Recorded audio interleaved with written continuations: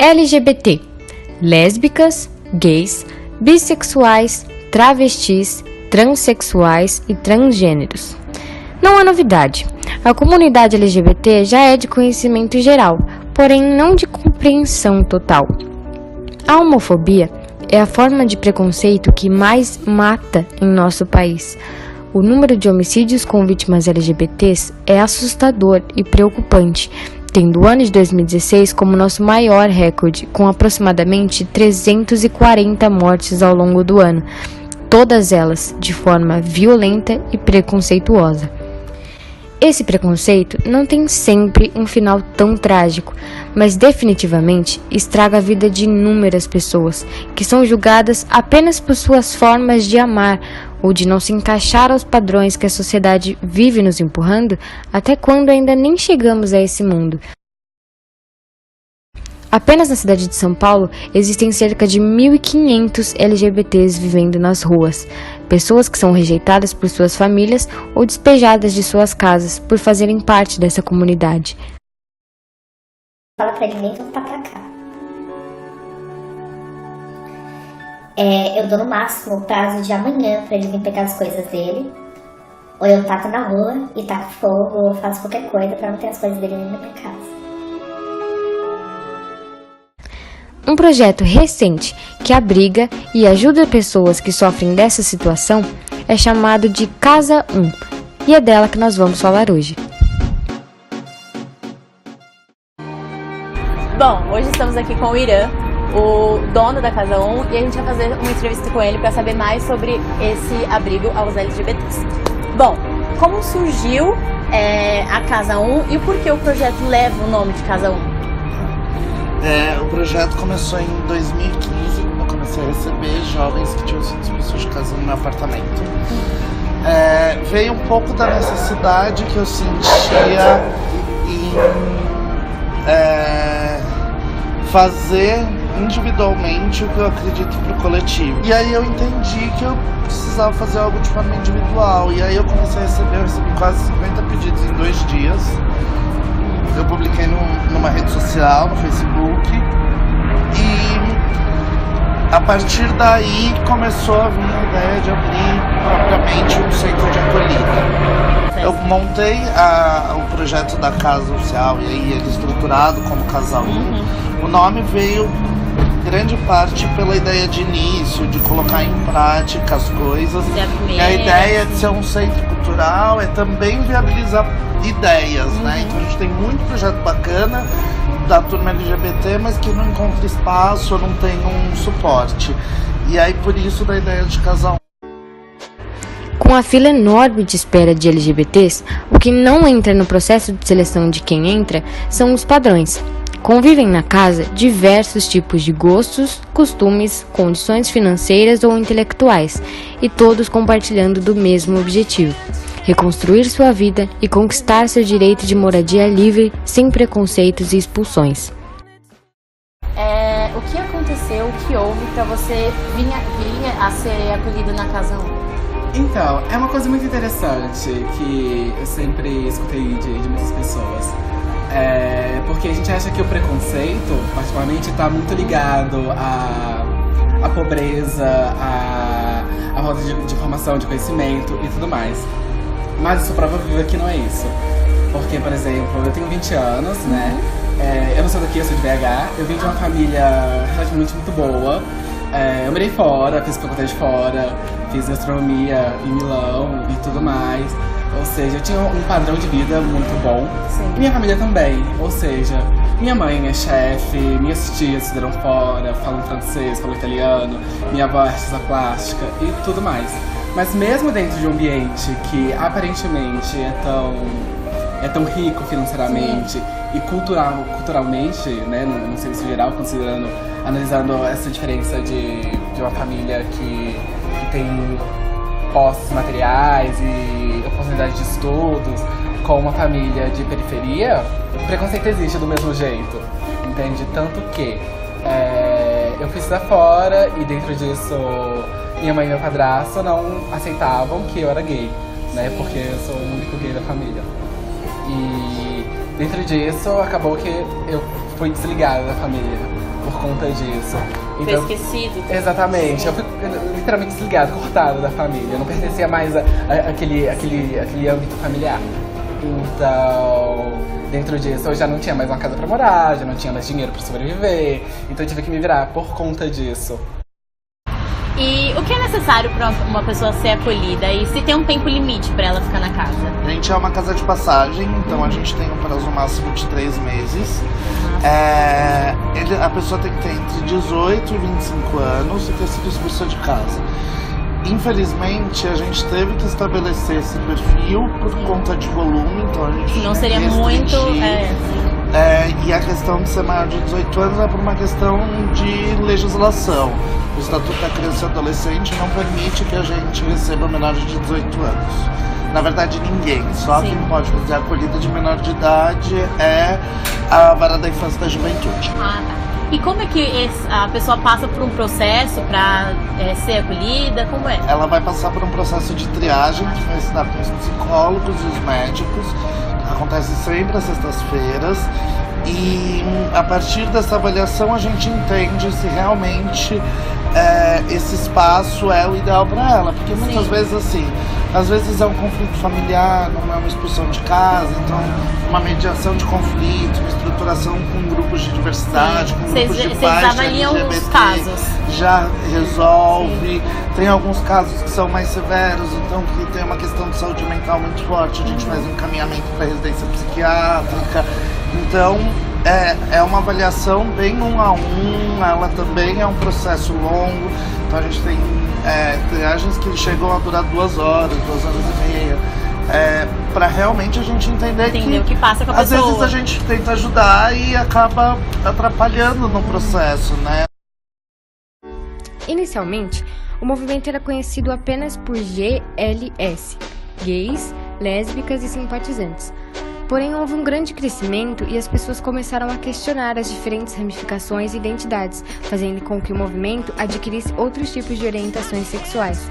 Aliás, o termo foi oficialmente alterado de GLS para LGBT em uma conferência nacional realizada em Brasília, no ano de 2008. Assumir-se homossexual é bem difícil.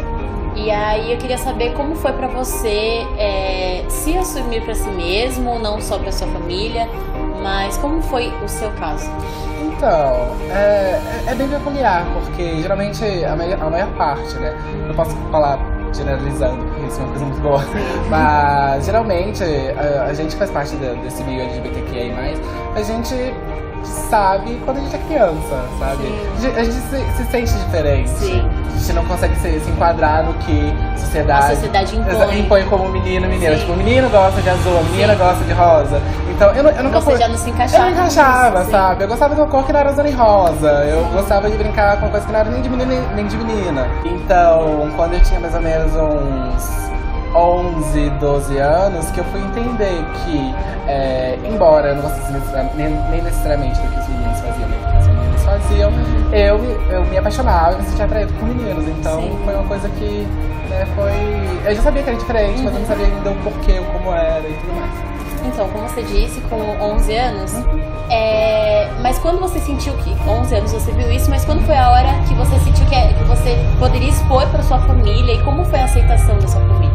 Quando eu fiz mais ou menos uns 14 anos, que eu já tava começando a ter nosso namoradinho e tudo mais, e aí um dia eu saí de casa e eu tinha brigado com minha mãe, porque ela falava que as pessoas com quem eu andava não eram boas pessoas, porque eram gays e lésbicas e tudo mais. Então ela já estava associando que, olha, meu filho é diferente, ele anda com gays e lésbicas, então provavelmente ele é gay. Ele já tava associando. Exatamente. Então ela queria me privar de entrar em contato em pessoas que eu me identificava, né, no senso geral, me identificava no grupo. E aí eu saí de casa e fui pra uma festa e tudo mais, voltei, tipo, 2 dias depois. Sem dar notícia, sem falar nada. E aí quando eu voltei sem chave. Exatamente. E aí quando eu voltei, ela perguntou onde eu tava. E eu falei, eu tava na casa do meu namorado. E aí, claro, ela ficou em choque, ela chorou e xingou. E foi horrível, mas... E aí depois disso, o nosso laço, que já não era muito forte, basicamente acabou ali. A gente sabe que a Casa 1, se você quiser responder essa pergunta, a gente sabe que a Casa 1 ela vive de doações, como o nosso colégio mesmo. Só que assim, tem outras coisas que não se paga com doação de objetos, como aluguel, água de conta, luz, enfim. Você pode responder como vocês quitam essas contas? Então, a gente tem vários processos, né? O primeiro, a gente teve um financiamento coletivo que custeou o aluguel pelo período de 1 ano, mas já vai dar agora em dezembro. E aí, para o aluguel do próximo ano e desse novo espaço anexo que a gente tem no Centro Cultural, foi parcerias com marcas. Então, em junho, a gente teve a parte das vendas do Doritos Rainbow e parte das vendas do Skol. Da Skol, uma latinha de diversidade, que vai custear esse espaço de aluguel. Já as contas de manutenção da casa, alimentação, alimentos perecíveis, conta de luz, água, internet, tudo isso é por meio de contribuições financeiras. A gente tem um financiamento recorrente, né? Então é um financiamento que as pessoas contribuem entre 20 e 150 reais mensais. Que a gente hoje consegue cerca de 10 mil reais, que custeia uma parte da grana. E o restante eu ainda produzo, eu sou jornalista e produtor de conteúdo, eu faço freela e aí eu custeio outra parte. Então é por doações tanto de dinheiro quanto de objetos. Isso. Dia 17 de maio, celebramos o Dia Internacional contra a Homofobia, data comemorada pelo mundo inteiro.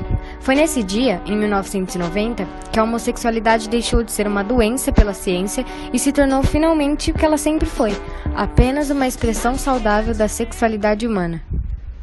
Uma vez eu estava na fila da merenda e um menino me jogou uma sopa quente. Um prato de sopa quente, ele virou a sopa na minha cara. Porque eu estava falando com a minha amiga. E ele se virou pra mim e jogou aquele prato de sopa quente em mim. Porque na cabeça dele eu tinha que agir como homem. Falar com voz de homem. Ser homem. Ai, show! Sou feliz, sou drag, sou bonita, bebê. E não sei se você quiser responder, mas como é esse contato agora com a sua mãe? Então, o sentimento que você tem por ela é normal, não é? Então, é uma história muito peculiar, porque por causa desse evento, né? Dessa coisa, eu ser gay, que nem eu falei, eu fui cortado da família. Então, dentro disso... Você não tem contato com ele? Exatamente, eu fui morar fora, e aí primeiro eu fui morar com minha avó, e depois fui morar fora e tudo mais. E eu voltei, tem muitos anos que eu não falo com a minha mãe, e as pouquíssimas vezes que a gente falou, a gente brigou. Até porque eu fui expulso de casa por conta disso, por conta do meu padrasto também, porque eu era casado com meu padrasto não aceitava. Não faz muito sentido, porque minha mãe não era meu pai, mas... Isso que tem muitos casos que o padrasto meio que faz a cabeça da mãe, e a mãe acaba... Exatamente. Meu padrasto falou com a minha mãe que ou eu ia embora de casa ou eu ia embora. E aí ela foi lá e falou que era pra eu ir embora de casa. Você tinha 14. Você foi embora de casa com 14 anos? Bom, a gente sabe que as pessoas homossexuais passam por muitas situações constrangedoras perante a sociedade, pela sua opção ou pelo seu jeito, enfim. Você já passou por alguma dessas e como você se sentiu na hora? Eu não sofri quase nenhuma vez. Acho que uma vez só que eu fui em um karaokê com um amigo em Londres. E aí um grupo de caras começaram a tirar sarro da gente porque a gente tava cantando as músicas de divas do pop e tudo mais. Mas eu achei aquilo babaquice, porque eles estavam associando necessariamente um gosto musical com ser gay. Não, tudo bem, eu sou... Exatamente, eu sou gay, mas e se eu não fosse? E se eu simplesmente... Qual o problema de você Exatamente, cantar, e se eu fosse hétero e gostasse? Do mesmo jeito, e se eu for hétero e gosto de usar rosa? E se eu sou hétero e gosto de usar vestido? Qual que é o problema, entende? E isso mostra também que não existe preconceito. Óbvio, o brasileiro é muito mais preconceito, mas não é só aqui ainda. Não, é no mundo inteiro, é no mundo inteiro. É uma coisa muito engraçada, porque eu também li recentemente, que o Brasil é um dos países do mundo que mais mata transexuais no mundo.